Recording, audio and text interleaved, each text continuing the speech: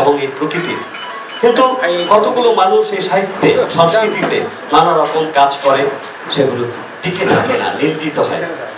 এখানে যারা শিল্পীরা আছেন তারা প্রত্যেকের গ্রন্থ আছে, প্রকাশন আছে, তারা ছোট্ট করে হলেও লেখেন, খুব প্রাণ দিয়ে লেখেন। এর পেছনে কোনো প্রাপ্তি যোগ তারা খোঁজেন না, তারা কিন্তু সৃষ্টির আরাধনা করেন, আরাধনা করেন।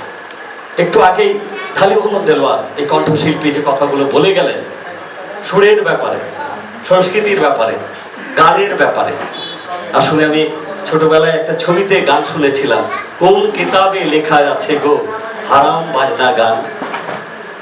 সেখানে বলা হয়েছে যে সুর যদি হারাম হইতো বেলালে কি আজান দিত, পড়তো কি কেউ মধুর সুরে পবিত্র কোরআন। এই যে সঙ্গীত, এই যে কবিতা, কবিতার মধ্য দিয়ে আমরা কিন্তু সত্যের প্রার্থনা করি, সাধনা করি।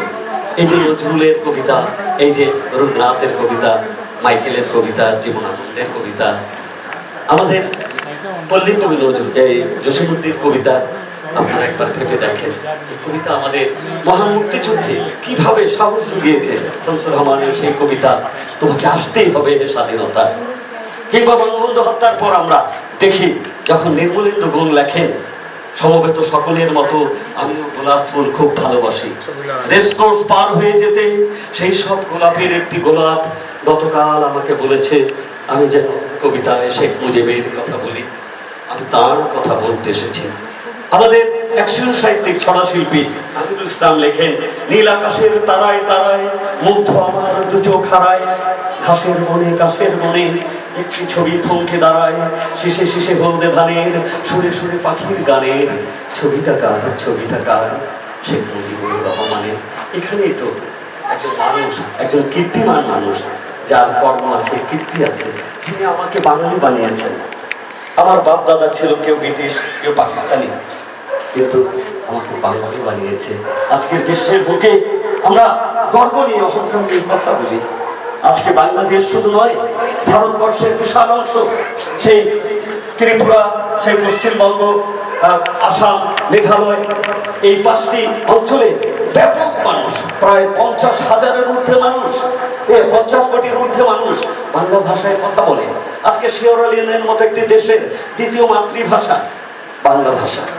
আজকে লন্ডনের একটা ব্যাপক অঞ্চলে বাংলা ভাষার গৌরব, এবং শুধু তাই না, সারা পৃথিবীময় আন্তর্জাতিক মাতৃভাষা দিবস 21শে ফেব্রুয়ারি পালিত হয়। এই গৌরব রবীন্দ্রনাথের, এই গৌরব মাইকেলের, এই গৌরব জীবনানন্দের, এই গৌরব সুকান্তের, এই গৌরব আমাদের জসীমউদ্দীনের, এই গৌরব আমাদের এখানকার প্রত্যেকটি কবির। আজকে কিন্তু জাতিসত্তার কবি বঙ্গবন্ধু এই কথাগুলো বলেছেন, আজকে বিশ্ব ভাষা বাংলা চাই, রাষ্ট্রের সর্বক্ষেত্রে বাংলা ভাষার প্রয়োগ চাই, এই কথা যিনি বলেছিলেন। ভাবা যায় আজকে আমরা এই জাতীয় সাহিত্য সম্মেলন পালন করছি। এখানে জাতিসত্তার কবি একটু আগে এসেছিলেন, মীর মোশাররফ হোসেন ও খন্দকার মোজাম্মেল হক ও শফিউল আলম সেলিমকে স্মরণ করি, শ্রদ্ধা করি। পাশাপাশি খালি মোহাম্মদ মনোয়ার সাংস্কৃতিককে, এই কেন্দ্রের এই শিল্পীকে, এই শিল্পীর পরিবারের মানুষকে আমরা গভীরভাবে শ্রদ্ধা করি।